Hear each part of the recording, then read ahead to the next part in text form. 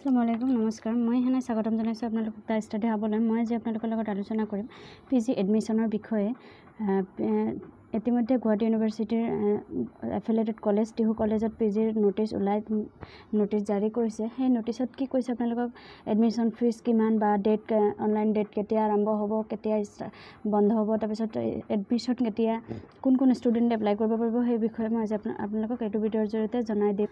গতিকে ভিডিঅ'টো স্কিপ নকৰাকৈ আপুনি আগলৈকে চাই থাকক আৰু যদি আপুনি মোৰ চেনেলত নতুন আছে তেতিয়াহ'লে অনুগ্ৰহ কৰি ছাবস্ক্ৰাইব কৰি বেল আইকনটো প্ৰেছ কৰি ৰাখিব যাতে আগলৈকে আপুনি এনেধৰণৰ ভিডিঅ'সমূহ পাই থাকিব পাৰে আৰু যদি আপুনি মোৰ চেনেলৰ আগৰ পৰা ভিউৱাৰ্ছ হয় তেতিয়াহ'লে অনুগ্ৰহ কৰি লাইক কমেণ্ট এণ্ড শ্বেয়াৰ কৰিবলৈ নাপাহৰিব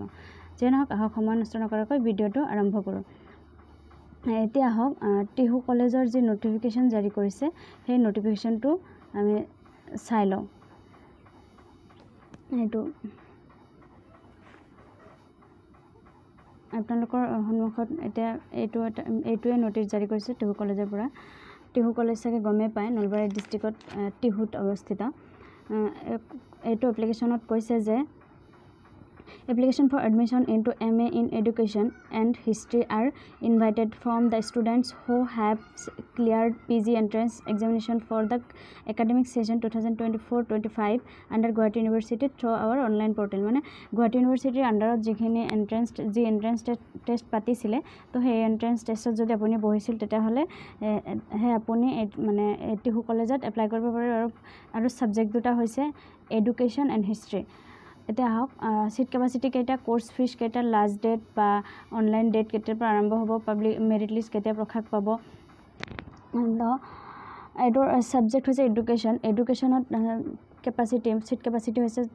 25টা তাৰপিছত কোৰ্স ফিজ যোনটো সেইটো পাৰ সেমিষ্টাৰ 15,000কে মানে প্ৰত্যেকটো সেমিষ্টাৰে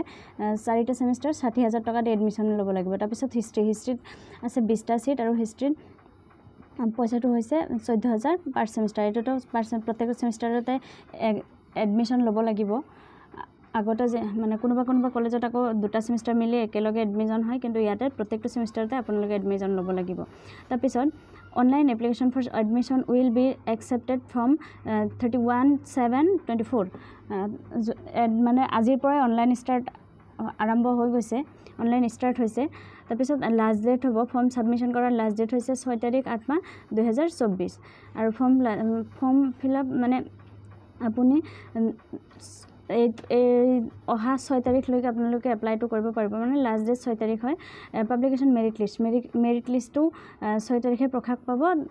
5টাৰ পিছত আৰু এইটো আপোনালোকে ছাবমিট কৰিব লাগিব 2টাৰ আগত তাৰপিছত দিছে date of admission all course মানে দুটা কোৰ্সৰ কথাই কৈছে যেহেতু হিষ্ট্ৰী আৰু এডুকেশ্যন আছে তো ইয়াতে আপোনালোকৰ এডমিশ্যন হ'ব 8 তাৰিখ 8 মাহ 2000 মানে আগষ্টৰ 8 তাৰিখে এডমিশ্যনটো হ'ব তাৰপিছত কমেন্সমেন্ট অফ ক্লাছ ফৰ্ম মানে 10 তাৰিখৰ পৰা class start all course R self financing and no fees admission shall be processed মানে এইটোৱে কৈছে যে সব সেল্ফ ফাইনেন্সিং হ'ব লাগিব মানে আপুনি নিজে খৰচটো বহন কৰিব লাগিব আৰু এটা কথা কৈছে যে selected candidates have to bring all original documents and downloaded admission forms at the time of admission কি কৈছে যে এইটো জৰিয়তে কৈছে যে আপুনি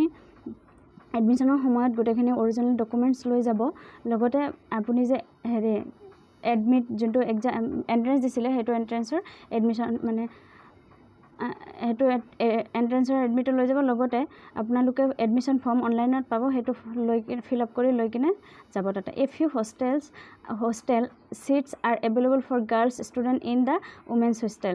women's hostel to be filled after যেনক মানে কেইজনমান ছোৱালীৰ কাৰণেও মানে হোষ্টেলত মানে থকা খোৱাৰ ব্যৱস্থা মানে হোষ্টেলত থাকিব পাৰিব আৰু সিট কেইটামান আছে কিন্তু বয়সৰ ক্ষেত্ৰত পোৱা নাই বাৰু যে নহওক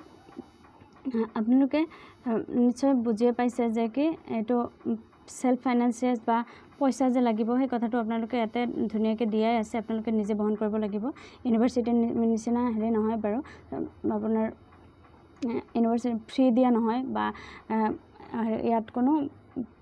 চৰকাৰৰ পৰা মানে ফ্ৰী দিয়াৰ ব্যৱস্থা নাই নিজে বহন কৰিব লাগিব আজি ভিডিঅ'টো এইখিনি আছিলে আপুনি যদি আকৌ এটা কথা কওঁ আপুনি যদি মোৰ চেনেলত আকৌ আহিছে তেতিয়াহ'লে আজি প্ৰথম আছে তেতিয়াহ'লে অনুগ্ৰহ কৰি ছাবস্ক্ৰাইব কৰি বেল আইকনটো প্ৰেছ কৰি ৰাখিব যাতে আগলৈকে এনেধৰণৰ ভিডিঅ'সমূহ পাই থাকিব পাৰে আৰু যদি আগৰ পৰা ভিউৱাৰ্ছ হয় তেতিয়াহ'লে অনুগ্ৰহ কৰি লাইক কমেণ্ট এণ্ড শ্বেয়াৰ কৰিবলৈ নাপাহৰিব ভিডিঅ'টো শেষলৈকে চোৱাৰ বাবে ধন্যবাদ জয় অসম জয়